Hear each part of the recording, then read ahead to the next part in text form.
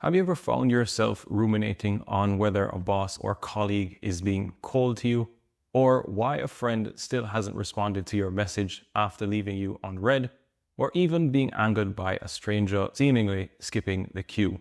Well, you're not alone. This is often our default position. We tend to drift into the habit of fabricating negative narratives, and that leads us to become unnecessarily anxious, angry, or even worried. We give in to these feelings quickly, and that can often be triggered by our own insecurities and defense mechanisms that we've formulated through past experiences. But are these individuals being intentionally malicious, or in these moments, were they fully equipped to deal with the situation? Do they have the same level of emotional competence and awareness that you're used to? Or were they even fully present in the moment? And it's at these times where that level of information asymmetry could be the root cause of the perceived offense. You see, the psychological and philosophical communities understood this, and they knew that it wasn't good for our mental health. And as such, they embraced an old adage to quickly remind us of how to counter this bad habit. This mental shortcut is known as HANLON'S RAZOR. And it states, never attribute to malice that which is adequately explained by stupidity. Personally, I like the more adapted versions that replace stupidity with words like incompetence, lack of emotional awareness, or ignorance, as it gives it a less arrogant tone. But it's something I've embraced and implemented into my day-to-day level of thinking, especially in these types of situations, whether I'm the offender or the offended. So how did this rule of thumb come about? Well, you see, the psychological and philosophical communities latched on to the quote by Robert Hanlon, and despite this being a submission to a book of jokes about Murphy's Law, it became an adage or rule of thumb with so much more relevance in the psychological community. The term was coined through the name of the author, Robert J. Hanlon, and paired with the term razor, which comes from the philosophical razor, adopted from a more popular Occam's razor, where the razor denotes the effect of chopping off, and in this case, it's assumptions, right? So going back to the quote now,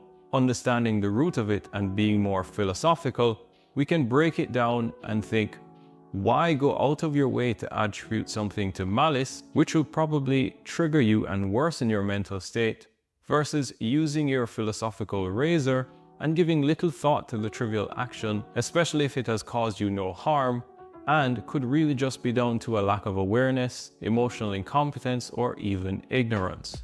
Our first step should not be to allocate the intent to malice. That is what it's all about. That's at the core of the adage. So let's explore this further. Why does this even happen in the first place? Why do we tend to drift into these negative narratives and assume everyone is operating at optimum levels and has the same level of information as us or better at all times? Well, it stems from something called the spotlight effect. And this is a psychological phenomenon and is defined as an egocentric bias where persons tend to think that they're being noticed more than they really are. And as a result, we become a lot more self-conscious than we need to be. You see, we are the protagonists of the unfolding story of our lives, at least in our own minds. And we tend to think that others are focusing on us way more than they really are, and enough to care about everything we say and do and be always in their thoughts. But that isn't the case. It's probably the opposite. To persons we don't know, we're just a blurry blob they saw once. And to acquaintances, we're probably at the back end of their memory, if at all. The reality is, excluding our close friends and loved ones, no one really is paying that much attention to us, at least to the extent that we think. If we break it down and think, well, if everyone is operating like this, everyone really is caught up in their own world and their own story unfolding in their minds. So this is the essence of the spotlight effect. And it often precipitates something which is a negative state of mind, that if they're noticing me, why would they do that? Why would they step in front of me? Why would they bump into me? Why didn't they see me? Why didn't they say something if they saw me reacting emotionally in that way? So just like you and me, everyone really is in their own world with their own problems and have little time to be conniving or deliberately malicious towards one another, because we're so caught up in our own problems and trying to sort life out, right? But rather our self-centered approach can cause similar results with different intents behind the actions. And I'll give an example where something similar happened to me the other day. I was going into a store and, I was all up in my head just thinking about things, not fully present. And it's one of those stores with the glass doors. I was walking in, and as I was about to release the handle and it was almost shut, an elderly lady grabbed it from the other side. And for that fraction of a second, I realized what had happened. I had walked in, she was close behind me, and I didn't hold the door for her. I didn't notice her at the time because my mind wasn't there. I was genuinely just going into the store and didn't see her. But to her, it appeared as though I literally did not hold the door for her. She came in and gave me the dirtiest look. I realized what had happened and my infraction, and I uttered sorry, but it didn't really seem to do much. I did feel guilty, and I could tell she was probably thinking, look at this young man. He has not an ounce of chivalry in him and so on. But the damage was done, right? And all I could do was apologize. And just reflecting back on it, I realized that, okay, I was there. I could have held the door for her if I was aware. I normally would.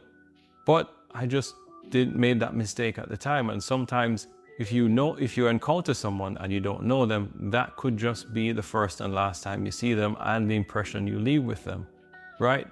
But why can't I afford someone the luxury of making that mistake, seeing that I made that mistake myself, thinking, well, maybe they're not all fully here, not fully present. Maybe there is something on their mind, something going on that couldn't afford them the opportunity to be fully aware in the situation and have that awareness or be emotionally competent to deal with it.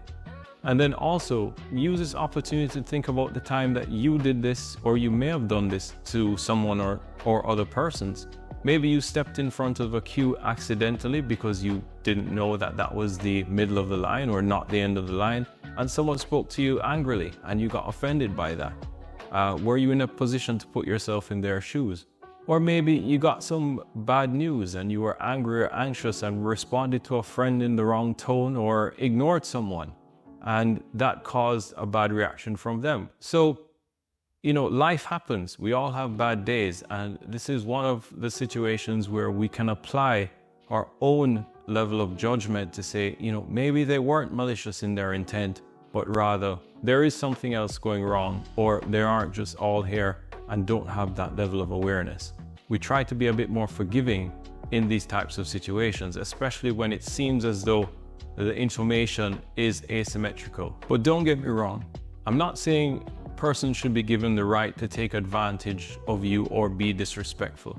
That's not it at all. But first, we should realize and recognize that our duty to ourselves is to first not be complicit in assigning these negative narratives and negative emotions that we know will cause us to have a deteriorated mental state, but to first pause, step back, think about it, inquire if you need to, and then take the necessary action going forward, right? We can't control people, but we certainly can control how we react in these types of situations mentally and physically.